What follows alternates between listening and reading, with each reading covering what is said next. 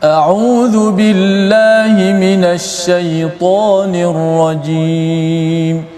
بسم الله الرحمن الرحيم.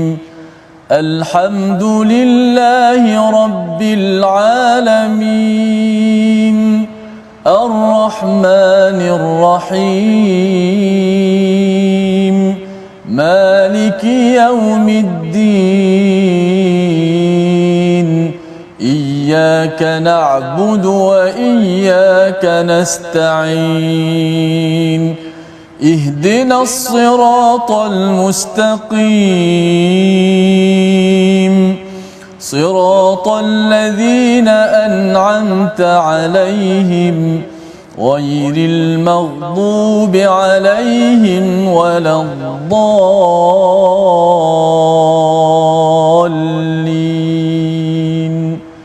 آمين. Assalamualaikum warahmatullahi wabarakatuh. Alhamdulillah wassalatu wassalamu ala Rasulillah wa ala alihi wa man wala syada la ilaha illallah syada Muhammadan abduhu wa rasuluhu. Allahumma salli ala sayidina Muhammad wa ala alihi wa sahbihi ajma'in. Amma ba'du. Apa khabar tuan-tuan dan puan yang dirahmati Allah sekalian? Kita bersyukur pada Allah Subhanahu taala kita bertemu dalam My Quran Time, baca faham amal pada hari ini untuk kita meneruskan surah Az-Zukhruf, surah perhiasan, untuk kita memahami bagaimanakah cara berfikir kita dalam mendepani pelbagai kekayaan, peluang, pangkat yang ada dalam dunia ini, kerana kita tidak mahu menjadi orang-orang yang mutrafuha, mereka yang melampau dengan kemewahan sehingga menjadi orang yang sombong dan akhirnya terkandas dalam kehidupan. Pada hari ini kita bersama My Quran Time, kita bersama dengan Al-Fadhil Ustaz Tirmizi Ali. Apa khabar Ustaz? Alhamdulillah. Ya, Alhamdulillah Ustaz ya. Macam mana? Syawal masih ada lagi ni? Baki-baki lagi? Aceh lagi raya lagi? Macam mana? Alhamdulillah Ustaz ya. Ya, jadi kita macam mana Ustaz? Ya, meneruskan kita menyambung silaturahim dan juga bermaaf-maafan, ziarah menziarahi satu amalan yang baik. Kita teruskanlah insya-Allah. Alhamdulillah ya. Itu yang boleh kita laksanakan ni sebenarnya raya satu hari je Ustaz ya, yang Aidilfitri 1 Syawal itu. Tapi budaya silaturahim, budaya bermaaf-maafan ini kita ingin teruskan. Sebagaimana Ramadan bukan sekadar bulan untuk kita beribadah banyak ya atau baca Quran, kita teruskan pada Syawal.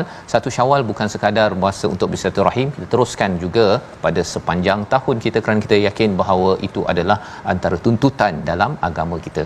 Pada hari ini kita ingin mendalami pada muka surat 493 dan kita mulakan dengan doa ringkas kita. Subhanakala ilma lana illa ma 'allamtana innaka antal alimul hakim rabbi zidni ilma. Kita saksikan apakah sinopsis ringkasan halaman 493.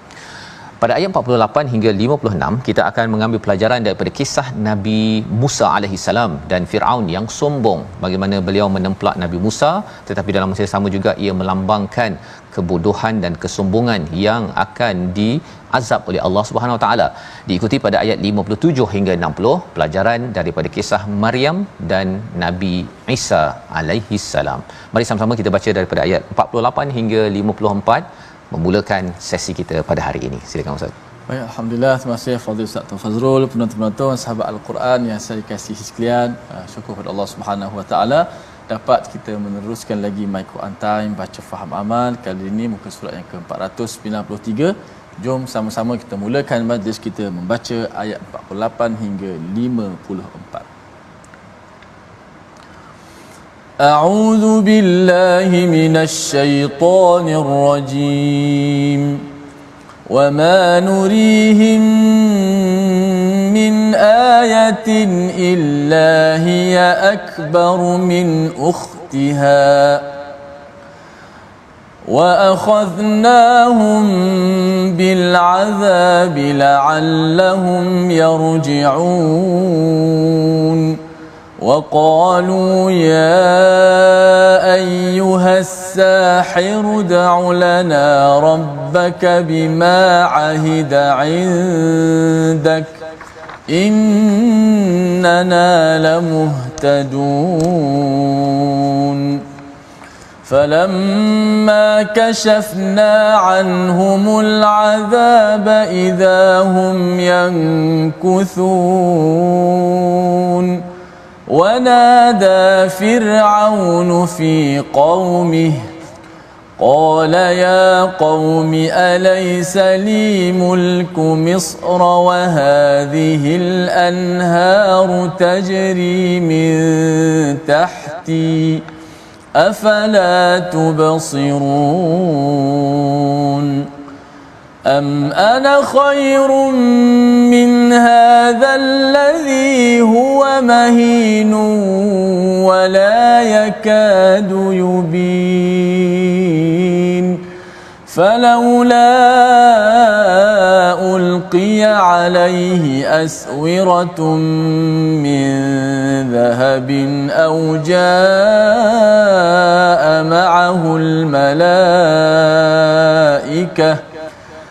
جاء معه الملائكة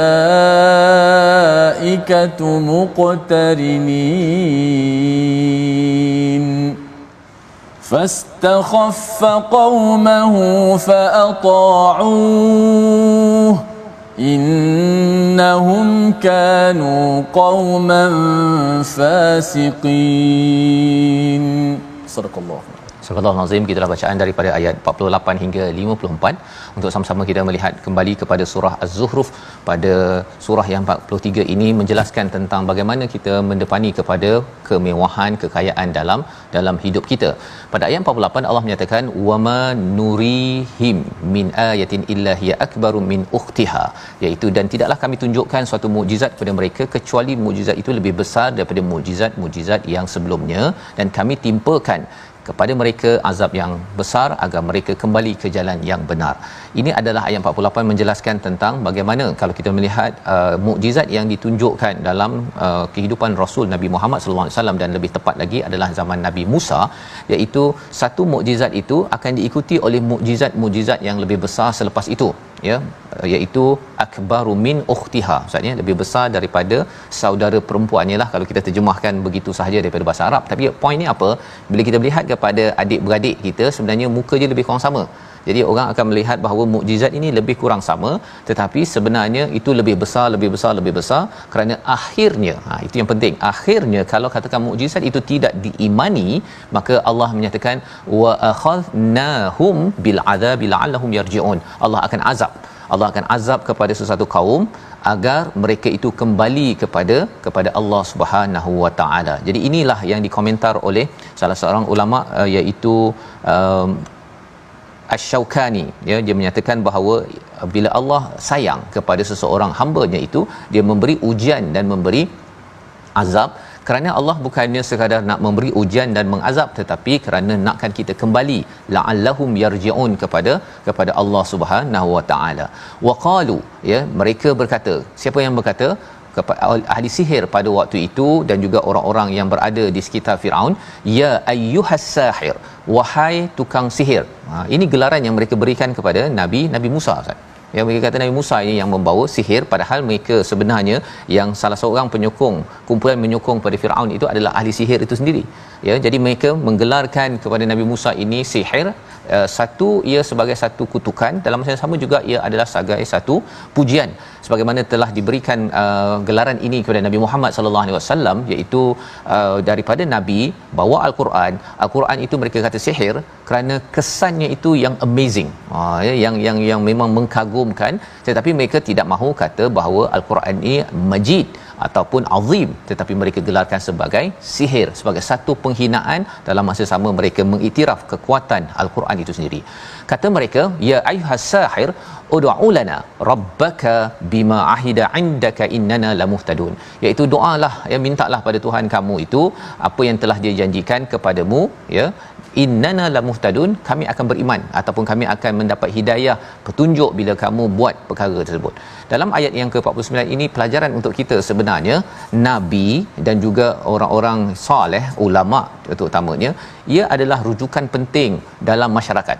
Ketika tak ada masalah, ketika semua mewah, orang tak mengingat kepada Nabi Musa, ya, tetapi bila ada masalah, bila diazab dengan kutu, dengan sungai Nil ada darah, maksudnya penuh dengan katak-katak di dalam tempat-tempat makanan mereka, pada waktu itu mereka merasakan bahawa kami tidak ada solusi, yang kami hanya ada solusi ialah cakap ataupun bergantung kepada Nabi Musa, minta pada Tuhannya. Ya, jadi di situ nak menunjukkan mereka pun tahu bahawa Firaun dan juga segala apa yang ada dalam negara Mesir itu, mereka tidak mampu menyelesaikan azab yang dihadirkan oleh Allah Subhanahu Wa Taala, perlu bergantung kepada Tuhan yang didakwahkan oleh Nabi Musa. Falamma kashafna, bila kami sudah pun menghilangkan segala azab tersebut, ya, apa yang berlaku? Idza hum yankuthun, pada ayat 50, mereka itu membatalkan perjanjian. Ya, selama ni dah janji kata kami akan dapat hidayah, kami akan ikut kamu wahai Musa. Dia mungkin janji ustaz, ya, dah senang, ya, dan ini adalah psikologi manusia sebenarnya, di mana bila susah itu mudah mengadu kepada Allah ataupun minta pertolongan orang-orang yang soleh. Tetapi bila sudah senang, habis COVID-19, dah boleh bergerak bebas, maka pada waktu itu ramai yang tidak mahu kembali kepada tikar sembahyang ataupun kepada Quran. Yang kita doakan tuan-tuan, kita tidak menjadi seperti perkara tersebut. Ayat yang ke-51 adalah perkataan daripada Firaun, ustaz. Bagaimana Firaun yang sombong ini, dia membawakan perkataan-perkataan yang sebenarnya dangkal, tetapi ianya mampu untuk menyihir ataupun mempengaruhi kepada orang-orang Kipti, orang-orang yang berada di Mesir itu sendiri. Kita baca ayat 51 untuk kita memahami bagaimana kita jangan sampai mudah tertipu oleh pemimpin-pemimpin yang bercakap tanpa kebenaran yang sebenarnya. Ayat 51.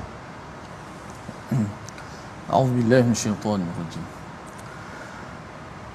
ونادى فرعون في قومه قال يا قوم أليس لي ملك مصر وهذه الأنهار تجري من تحتي أفلا تبصرون أم أنا خير من هذا الذي هو مهين ولا يكاد يبين فلولا ألقي عليه أسورة من ذهب أو جاء معه الملائكة مقترنين صدق الله العظيم. Begitulah bacaan daripada ayat yang ke-51. Dan Firaun berseru kepada kaumnya seraya berkata, wahai kaumku, bukankah kerajaan Mesir ini milikku dan bukankah sungai-sungai ini mengalir di bawahku? Apakah kamu tidak melihat? Inilah perkataan sombong daripada Firaun. Dia menyeru kepada kaumnya, dia bercakap apa? Yang pertama, wahai kaumku, alaisa li mulku Misra, ya, bukankah aku ini adalah penguasa yang memiliki Mesir ini sendiri? Wa hadhil anhar, iaitu sungai-sungai yang ada ini mengalir min tahti, di bawah tapak kakiku. Maksudnya apa? Mesir ini dia kawal, ustaz. Apa sahaja yang berada di Mesir, nak mati, nak hidup, semuanya bagi dia ialah dia nak tentukan. Dia kalau nak matikan seorang, dia bunuh je. Ya, kalau dia rasa nak hidupkan, pasal dia rasakan bahawa dia adalah Tuhan, dia berkuasa, yang pertama.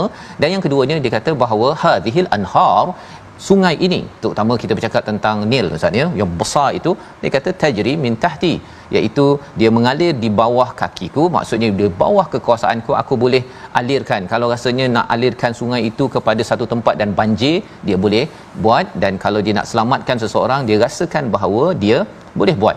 Afala tubsirun, apakah kamu tidak memerhati perkara tersebut? Inilah perkataan daripada Firaun. Dia memperbodoh-bodohkan orang-orang Kipti, orang-orang Koptik di Mesir itu, sehingga kan mereka itu percaya, ustaz. Dia percaya bahawa sebenarnya betul lah, yang memerintah, yang berkuasa sangat Mesir ini sampai maju ini adalah Firaun. Dan sungai ini kalau katakan Firaun kata bunuh semua orang, sungai ini boleh bunuh dengan arahan daripada Firaun, padahal sebenarnya itu adalah dangkal, ustaz, ya. Sebenarnya kerajaan Mesir, semua ekonomi yang ada dan juga sungai yang ada ini semuanya daripada Allah. Kalau kita tanya lebih sedikit saja, air itu datang daripada mana? Kan, bila dia diwapkan, dia naik, dia menjadi awan, siapa yang jadikan awan tersebut? Bolehkah Firaun menghidupkan matahari untuk serap semua air daripada Sungai Nil? Tetapi orang-orang Koptik ataupun orang Kipti pada waktu di Mesir ini, mereka tak berani tanya. Mereka dibodoh-bodohkan, dan ini adalah strategi pemimpin politik. apabila mereka ingin berbuat bohong, mereka ingin takbur, sombong untuk mengekalkan kuasa, dia akan membawa hujah-hujah memperbodohkan rakyat. Dia akan buat sidang media untuk menyatakan data-data yang cantik-cantik, ya, dan menunjukkan kehebatan kekuasaannya, dan dia tidak benarkan siapa mahu lawan. Yang lawan pada waktu itu sudah tentunya Nabi Musa, ahli sihir yang sudah beriman pada satu masa itu. Orang-orang inilah yang akan dihenyak, dimasukkan ke dalam penjara, dan ianya berlaku sepanjang sejarah. Kata Nabi ataupun kata Firaun, am ana khairum min hadha, ya, pada ayat yang ke-52, bukankah aku lebih baik daripada orang Musa yang hina ini, dan yang hampir tidak dapat menjelaskan perkataannya. Dia hina Nabi Musa, ya. Dia kata Nabi Musa ini adalah muhin. Mahin? Mengapa mahin? Mengapa digelar hina? Satu, tidak kaya pun, ya. Dia adalah orang-orang suruhan. Bani Israel itu adalah hamba abdi di Mesir. Mereka itu hina, apatah lagi hina dengan jenayah yang telah dibuat oleh Nabi Musa, bunuh orang satu masa dahulu, sehingga Nabi Musa ini lari pergi ke Madian dan kembali semula ke Mesir. Wala yakadu yubin, iaitu dia nak cakap pun tak lancar. Dia tak macam Firaun, dia ada boleh cakap dengan lancar, boleh ada sidang media. Yang ini cakap seorang-seorang gitu, ya. Dan memang pun Nabi Musa ini dikaitkan dengan sedikit tidak lancar ketika bercakap berbanding dengan saudaranya adalah Nabi Harun. Jadi inilah yang kita belajar daripada ayat ini, bagaimana kekayaan boleh menipu seseorang, bagaimana kemewahan boleh menipu seseorang yang nak berkuasa, yang sudah berkuasa. Falaula, pada ayat 53 Allah nyatakan, jika bukanlah, maka mengapa dia Musa tidak dipakaikan gelang daripada emas, atau adakah malaikat datang bersama-samanya untuk membelanya? Bagi lagi hujah daripada Firaun, mengapa Musa ini yang hina ini tak datang dengan gelang-gelang emas? Pasal dia kata, tengok saya ada pakai gelang-gelang emas, saya kaya. Dia ni apa, ya, nak taat pada dia. Ini adalah mentaliti fizikal ataupun materialism. Sebenarnya satu ideologi yang amat salah, ya, berlawanan dengan ketauhidan kita pada Allah, kerana rezeki dan juga apa sahaja pangkat dan sebagainya sebagai rezeki Allah yang lapangkan, Allah yang boleh sempitkan, bukannya sebagai lambang kemuliaan, tetapi ianya sebagai ujian, fitnah dalam kehidupan. Ayat 54 Allah menyatakan tentang betapa Firaun ini fastakhaf, iaitu menakut-nakutkan, ya. Dia menghasut-hasut, menakut-nakutkan, dia membuat perang psikologi kepada orang-orang di Mesir itu. Dengan strategi ini dia takutkan kaumnya, maka apa jadi? Kaumnya taat, Ustaz. Orang-orang yang lebih mudah taat akan pilih, akan undi Firaun, contohnya, kan. Takkan dia lawan pasal apa? Pasal dia telah ditakut-takutkan, sayalah yang memberi kekayaan, kalau tak cukup saya akan bagi lagi, sehingga kan mereka taat, tetapi taat pada jalan yang tidak benar. Innahum kanu qauman fasiqin. Rupa-rupanya bukan sekadar Firaun, tetapi rakyat-rakyatnya apabila diberikan kekayaan ataupun ditakutkan pada tempat yang tidak benar, sehingga kan ia membawa kepada fasik pada ayat 54. Dan ini peringatan pada kita, membawa kepada perkataan pilihan kita pada hari ini. Kita saksikan. Okey, perkataan pilihan kita pada hari ini, nakatha, iaitu mungkir janji, membatalkan ataupun meniadakan. 7 kali disebut di dalam Al-Quran, dan inilah yang disebut pada ayat 50. Apabila mereka ada masalah, mereka minta kepada Nabi Musa. Zaman sekarang ada orang ada masalah, dia minta pada ustaz, pada orang soleh, pada ulama. Tapi bila sudah habis azab, sudah habis ujian COVID-19 contohnya, maka ditinggalkan ulama dan orang-orang soleh. Itu adalah kesinambungan daripada apa yang berlaku pada kerajaan Firaun yang kita mahu hindarkan. Kita tetap bersama Al-Quran, tetap bersama orang-orang soleh, ulama, kerana kita tahu bahawa kita ingin bersama-sama menuju kepada syurga Allah Subhanahu Wa Taala. Kita bertemu lagi, kita berehat sebentar. My Quran Time.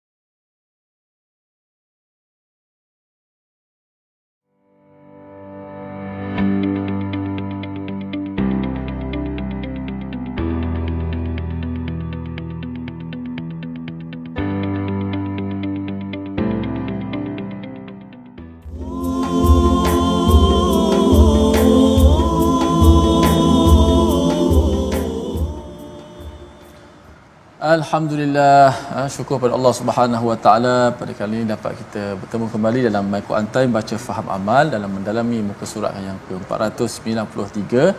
Insya-Allah selepas ini kita akan membaca bahagian kedua. Sebelum itu jom kita melihat kalimah-kalimah yang boleh kita praktiskan untuk bacaan tajwid kita pada hari ini.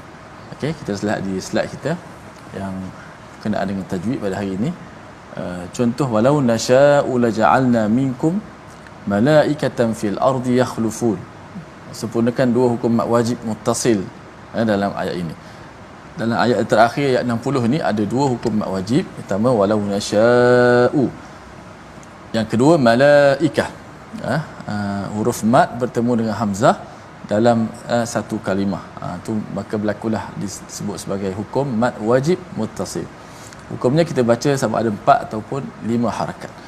So bila berada dalam satu ayat yang sama, maka kita kena sekatakan dia supaya jelas nampak, jangan satu terlalu panjang satu pendek pula kan. Biar sekata dia punya sama kadar, dia punya taswiyatul mudud, kadar mat yang sama. Walau nasha'u laja'alna minkum malaikatan fil ardi yakhlufun. Wallahu a'lam.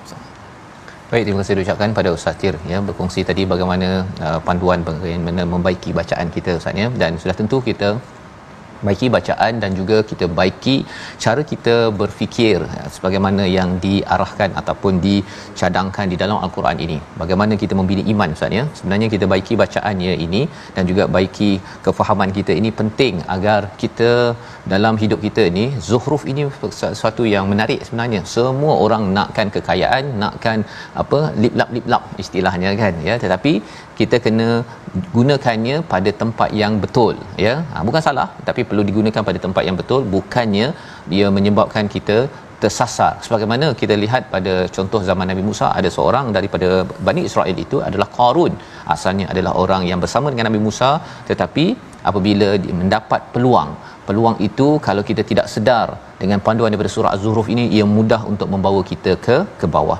Kita ingin meneruskan kefahaman kita ini dengan melihat kepada ayat 55 hingga ayat yang ke-60, di mana dalam hal ini kita menyambung sedikit pasal kisah Nabi Musa, dan selepas itu kita akan melihat ada Nabi Isa pula muncul. Apa kaitannya dengan dakwah Nabi, apa kaitan dengan kehidupan kita zaman sekarang? Kita baca dahulu ayat 55 hingga 60. Silakan Ustaz. Jom sama-sama kita membaca ayat yang ke-55 hingga ayat 60. A'udzubillahi minasyaitonirrajim.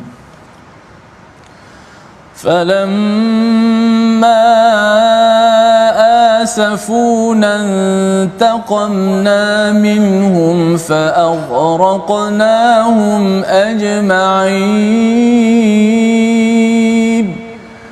فجعلناهم سلفا ومثلا للآخرين ولما ضرب ابن مريم مثلا إذا قومك منه يصدون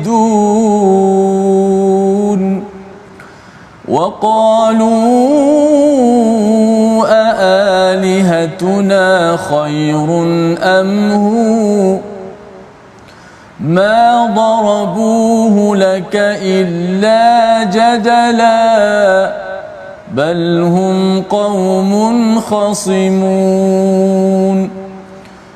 إن هو إلا عبد أنعمنا عليه وجعلناه مثلا لبني إسرائيل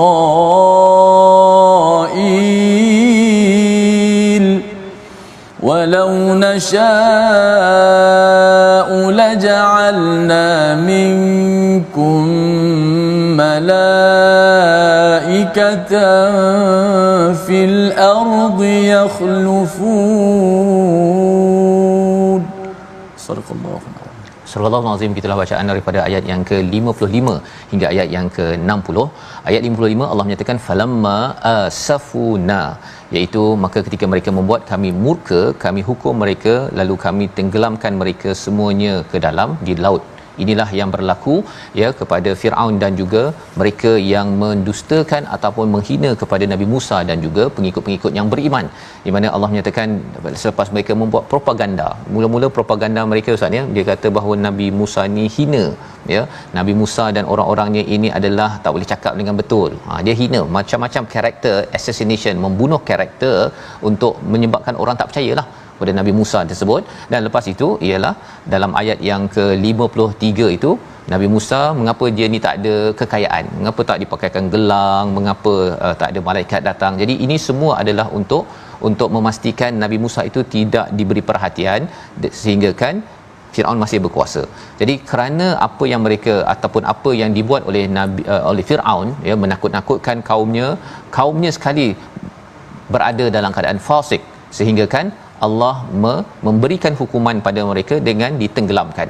Apa pelajaran untuk kita? Pelajarannya ialah dalam hidup kita ini, kalau kita tidak mahu diazab oleh Allah Subhanahu Wa Taala, kita jangan mempersendakan kebenaran Ustaz ya, kebenaran Rasulullah, kebenaran Al-Quran, dan malah lebih daripada itu, kalau ditegur oleh orang-orang yang benar, maka kita sebagai pemimpin, sebagai orang biasa, kita sedia untuk menerima, kerana yang penting ialah kita makin dekat dengan Allah Subhanahu Wa Taala. Ayat yang ke-56, faja'alnahum salafan wa mathalan lil akhirin, iaitu mereka itu dijadikan sebagai apa?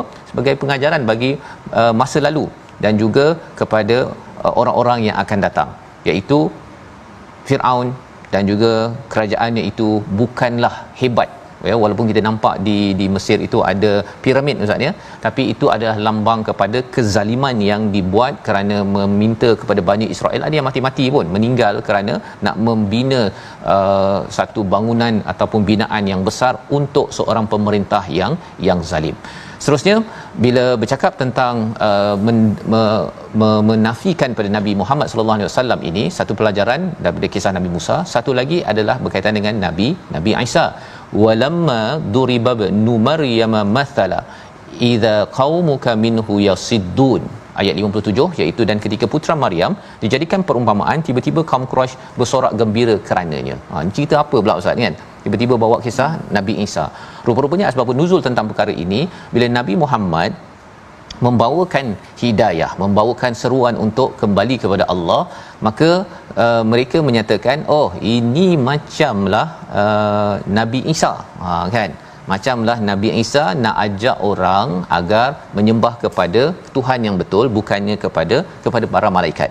Jadi kalau orang Kristian itu dia mengajak kami ini jangan sembah kepada malaikat, jangan sembah kepada patung-patung ya, tetapi marilah ikut kepada agama Kristian, menyembah kepada Isa. Jadi mereka menyatakan, oh ini lebih kurang macam agama Kristian juga yang pernah diseru kepada orang-orang musyrik yang berada di Mekah. Jadi mereka samakan pasal apa? Oh engkau dulu kami telah diajak kepada agama Kristian, agama Islam lebih kurang saja. Jadi mereka dengar hujah Nabi Muhammad sallallahu alaihi wasallam, dia ambil separuh sahaja, kemudian mereka menyamakan dengan dakwah yang dibawakan oleh orang-orang Kristian yang mengajak kepada Nabi Isa menyembah Nabi Isa alaihi salam. Dan perkara ini berlaku zaman sekarang Ustaz ya. Dia potong sebahagian saja. Ya, dia nak menunjukkan bahawa mesej Quran, mesej Islam ni tak baik. Dia mungkin kita cakap bahawa umat Islam tidak semestinya benci kepada semua kaum. Jadi dia potong, akhirnya umat Islam benci pada semua kaum kecuali yang agama Islam contohnya kan. Jadi ini adalah permainan media ya.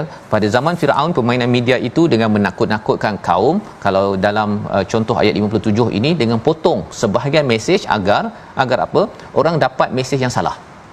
Mesej yang salah. Dia kadang-kadang dia dengan soalan saja Ustaz. Ya, dia soal kalau dia buat forum ke program TV ke, dia kata adakah betul kalau kita sembahyang ini kita boleh jadi baik? Kita saksikan selepas ini. Begitu dia punya soalan dia. Lepas tu orang tak tengok dah yang selepas tu. Yeah. Jadi orang pun kata, saya rasa solat baca Quran pun tak semestinya jadi baik. Orang dapat yang itu. Yeah. Walaupun itu bukan soalan. Itu hanya untuk merosakkan, meruntuhkan cara berfikir ke arah kebaikan. Jadi ini adalah salah satu lagi cabaran dalam materialism ya, dalam zuhruf ini. kita kena berjaga-jaga, bukan sekadar harta sahaja yang mencabar, tetapi cara berfikir menggunakan sesuatu yang luaran saja, bukan ikut pada kandungan yang sebenarnya. Ayat 58 kita nak baca sekali lagi, di mana ia memberikan panduan tambahan kepada kita jangan mudah tertipu dengan propaganda dalam kehidupan kita seharian. Ayat 58 bersama Ustaz Tirmizi. Baik. A'udzubillahi minasyaitonir rajim. وقالوا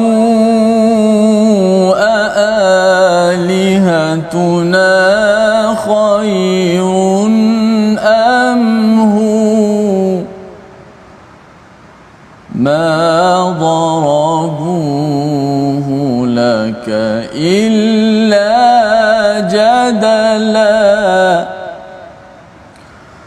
ما ضربوه لك إلا جدلا بل هم قوم خصمون. صدق الله. Dan mereka berkata, manakah yang lebih baik, Tuhan-Tuhan kami ataupun dia, iaitu Nabi Isa alaihissalam. Mereka tidak memberikan perumpamaan itu padamu melainkan dengan maksud membantah sahaja. Sebenarnya mereka adalah kaum yang suka bertengkar. Ini kaitan tadi Ustaz ya, tentang ada orang Kristian ajak untuk menyembah kepada Nabi Isa berbanding dengan berhala-berhala orang musyrik. Jadi bila Nabi Muhammad membawakan dakwah kepada Islam, dia kata, oh kamu ni lebih kurang je macam Nabi Isa ya, nak bawa kepada Tuhan yang lain pula. Itu perkataan mereka, mana yang lebih baik, Tuhan kami ataupun dia. Nabi Isa je argument dia berhujah begitu Ustaz ya. Nabi Muhammad tak bawa kepada menyembah Nabi Isa, tapi dia nak cakap bahawa kamu ni lebih kurang macam Nabi Isa je kan. Orang yang mengajak menyembah kepada Nabi Isa oleh orang Kristian, jadi Nabi Isa tu lebih baik daripada Tuhan kami ke, ataupun Tuhan kami lebih baik daripada Nabi Isa sebagai Tuhan. Nabi Muhammad tak suruh menyembah Nabi Isa, tetapi mereka berhujah dengan logik yang tak betul. Logik yang tak betul, dan akhirnya mereka menyatakan bahawa mereka adalah kaum yang suka bertengkar. Yang penting mereka nak bertengkar ataupun berjidal saja, ataupun khosimun ya, suka bertengkar sahaja pada Nabi agar Nabi akhirnya give up lah kan, tak payahlah saya ajak begitu. Tetapi Nabi tidak give up, Nabi tidak berputus asa. Dan itu juga panduan untuk kita kalau nak ajak orang ke arah kebaikan. Kita yang pertama, jangan suka berdebat Ustaz ya. Ada orang tu kata, kalau saya ni ada masa banyak saya akan baca Quran banyak kan, tapi sekarang ni dia suka berdebat. Kita tak payah debat kan, sebenarnya tanya dia, awak nak baca ke tak nak? Tak nak dah kan. Tak ada pula cakap ada masa lebih ke masa kurang ke. Kalau nak masa lebih dia uruskan, kalau nak masa kurang dia uruskan, tetapi jangan berdebat hanya untuk berdebat kerana tidak mahu melaksanakan sesuatu perkara. Ini pernah berlaku pada zaman Nabi Musa apabila diminta untuk sembelih lembu Ustaz kan. Dia kata warna apa yang ini, umur dan sebagainya, tetapi itu makin menyusahkan lagi. Dan bagi kita yang menyampaikan, jangan kita terlibat dalam khosimun, dalam pertengkaran tersebut. Kita maintain jauh daripada jidal dan juga khosimun ya, tetapi kita terus menyampaikan, kerana kita bawakan mesej yang clear, jelas. Faktanya apa? Pada ayat 59, dia ya, in huwa illa abdun an'amna alaihi wa ja'alnahu mathala ya, sesungguhnya dia Nabi Isa itu tidak lain hanyalah seorang hamba yang kami berikan kenabian kepadanya dan kami jadikan dia sebagai contoh bagi Bani Israel ya. Jadi kalau kita ada jawapan, kita jawab.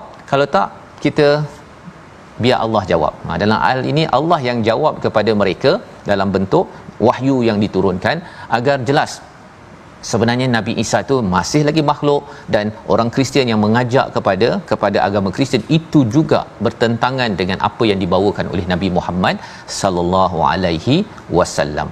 Pada ayat yang ke-60, walau nasya ya, sekiranya kami mahu, nescaya ada di antara kamu yang kami jadikan malaikat yang turun temurun sebagai pengganti kamu di bumi. Jadi ini nak menceritakan, kalau katakan Allah ini tidak sayang saja, tidak memberi kasih sayang kepada kita semua ni, atas segala dosa yang ada ini habis ya kita ya, dan Allah tukarkan dengan malaikat sebagai pengganti kita untuk memimpin. Tetapi Allah sayang kat kita ya, kepada tuan-tuan siapa saja yang beriman tak beriman, Allah beri peluang.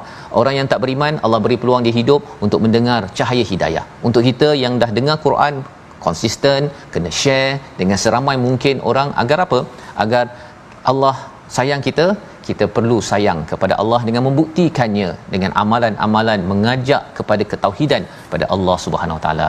Membawa pada resolusi kita pada hari ini, kita saksikan, iaitu yang pertama, resolusi kita ialah buruknya sikap angkuh dan zalim yang akhirnya memakan diri sendiri pada ayat 51, di mana Firaun mengatakan bahawa saya berkuasa, ya, sungai ini di bawah kuasa saya, tapi sebenarnya akhirnya Allah menenggelamkan mereka kerana apa? Kerana kezaliman dan juga kesombongan yang ada. Yang pertama. Yang kedua, jangan memperlekehkan orang lain dan merasakan diri hebat. Istilah lainnya, jangan sombong, ya, jangan sombong, memperlekehkan orang ni miskin, orang ni kurang pandai bercakap, kerana semua itu adalah lambang keangkuhan dan nikmat yang Allah beri ini boleh ditarik pada bila-bila masa. Yang ketiga, peringatan agar kita sedar kemurkaan Allah yang boleh menghancurkan sekelip mata itu pernah berlaku pada orang terdahulu. Kita ambil panduan dan kita ingat selalu jangan menjemput kemurkaan Allah pada setiap masa. Kita doa pada Allah SWT agar Allah membuka hati kita, ya, pada bulan Syawal dan pada bulan-bulan yang akan datang, bahawa macam mana pun hidup kita penuh dengan lip-lap, ya, kita banyak kekayaan, jangan sampai kita mengabaikan panduan daripada Tuhan. Kita berdoa. Silakan Ustaz. Bismillahirrahmanirrahim. Alhamdulillah wassalatu wassalamu ala Rasulillah. Allahumma ya Rahman wa ya Rahim wa ya Karim wa ya Azim.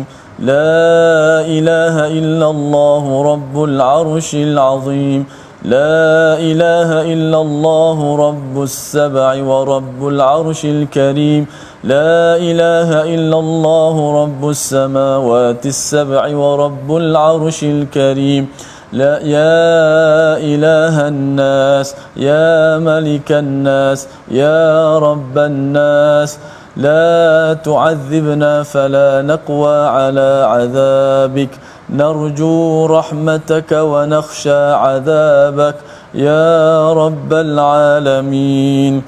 اللهم إنا نسألك موجبات رحمتك وعزائم مغفرتك والسلامة من كل إثم والغنيمة من كل بر والفوز بالجنة والنجاة من النار يا رب العالمين.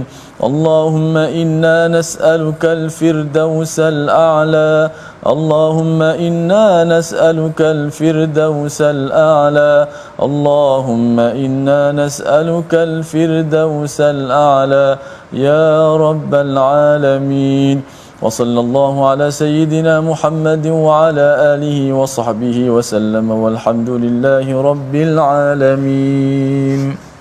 Amin amin ya rabbal alamin. Moga-moga Allah mengabulkan doa kita pada hari ini, dan sudah tentunya kita ingin, ya, sama-sama melihat pada surah Zuhruf sampai tahap ini, ya, banyak pelajaran. Dan mungkin kalau Ustaz Tir, ya, kita membaca banyak surah Zuhruf ini antara surah yang mungkin kurang popular, tetapi ianya mempunyai banyak pelajaran. Dan setakat inilah kalau saya tanya pada Ustaz Tir, kan, surah Az-Zuhruf ini biasanya Ustaz kalau menghafaz Quran ke apa ke, ayat mana yang biasanya Ustaz akan beri perhatian, ataupun banyak di kalangan hufaz yang membacanya ketika sembahyang ataupun mungkin imam tarawih lah pada Ramadan yang lepas? Memanglah, kalau kita dengar sekalipun di mana-mana di masjid-masjid, hatta di kalangan orang-orang yang menghafaz Al-Quran pun jarang kita dengar membaca surah Az-Zukhruf. Mungkin kerana salah satu faktor je hafalan perlu lagi mantap lah pada surah ini, kerana banyak cerita-cerita ataupun ayat-ayat, walaupun kadang-kadang bukanlah ayat ni bukan ayat yang sama-sama ataupun ayat yang berulang, tapi mungkin struktur ayat dan sebagainya. Tapi kalau kita mengangkat sebagai satu tema dalam Quran Time, diangkat surah Az-Zukhruf, mana mungkin insya-Allah orang dah suka surah Az-Zukhruf, jadi semua pakat menghafal baca surah Az-Zukhruf. Betul. Masya-Allah. Jadi itu antara pengalaman Ustaz, ya, tentang surah Az-Zukhruf ini. Dan apa yang kita dalami setakat ini sebenarnya pada tuan-tuan yang berada di rumah ialah kita kena berjaga-jaga tentang ideologi yang sampai kepada diri kita, kepada keluarga kita, dalam masyarakat kita. Dan ini antara perkara yang mencabar kepada kesatuan. Ya, sebelum ini kita berada pada surah 42, itu surah Asy-Syura. surah Asy-Syura ini kalau kita ambil kesimpulan ya di hujung ini sebelum kita berakhir Ustaz ya, iaitu surah Asy-Syura berkaitan dengan solat, syura dan infak. Ya, kita ulang balik bahawa bila seseorang itu solat, maka sudah ada elemen syura, di mana kalau ada imam buat silap kita boleh tegur, dan kita tidak boleh mufarakah kecuali imam itu dah terbatal lah kan. Maksudnya kita terus tegur, dan kalau imam itu tersilap bacaan, tak ada pula lepas ni saya tak naklah imam ni jadi imam kepada saya kan. Pasal kadang-kadang ada juga Ustaz ni, saya dapat seorang kawan tu dia jadi imam kan, dan dia tegur kepada si imam tadi tu, pasal imam tu 2-3 kali terlupa kan. Dia kata dia tulis dekat Facebook lah kan, dia kata mengapa silap mengganggu kekhusyukan saya ketika solat.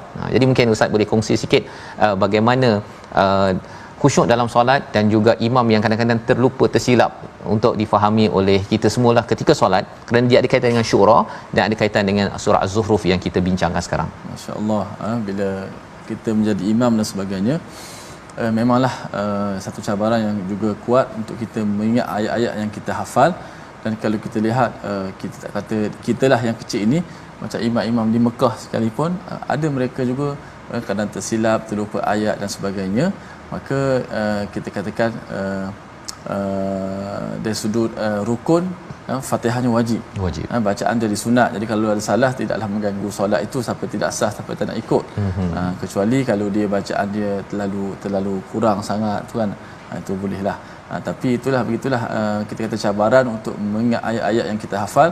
Kalau boleh kita baca ayat yang paling kita ingatlah, faqra'u ma tayassara minal Quran. Bacalah apa yang paling kamu ingat, paling kamu mudah daripada Al-Quran. Ya, jadi di situ semangat solat itu membawa pada syura, pasal kita boleh berlapang dada ya dengan kekurangan yang ada, pendapat yang ada, teruskan mendapat keputusan yang terbaik. Dan surah Az-Zukhruf ini ialah cara pandang. Kadang-kadang kita tak mesyuarat pun, kita tengok dia kereta dia, tengok dulu pakaian dia, cara dia bercakapnya, dan akhirnya membuat kesimpulan, padahal itu bukan cara untuk kita menilai seseorang. Penilaian itu adalah berdasarkan pada ilmu ataupun hujah iman yang membawa makin dekat ataupun makin jauh daripada Allah. Jadi kita tidak ada first impression ya. Kita tidak ada first impression, tetapi kita terus berhubung, berujar, berkomunikasi dengan cara yang baik. Jadi inilah semangat daripada surah Az-Zukhruf selepas kita membaca surah Asy-Syura, dan insya-Allah besok kita akan sambung lagi pada halaman 494. Apa lagi peringatan daripada Allah untuk kita jangan tertipu dengan Az-Zukhruf. Itu sebabnya kita menggalakkan tuan-tuan jangan lupa untuk menyumbang dalam tabung gerakan Al-Quran, kerana kita tahu bahawa kempen Al-Quran ini adalah untuk memastikan cara pandang masyarakat adalah berteraskan kepada Al-Quran, bukannya kepada zukhruf, kepada perhiasan yang kadang-kadang mungkin hanya indah di dunia ini sahaja. Kita bertemu lagi dalam My Quran Time, baca faham amal, insya-Allah.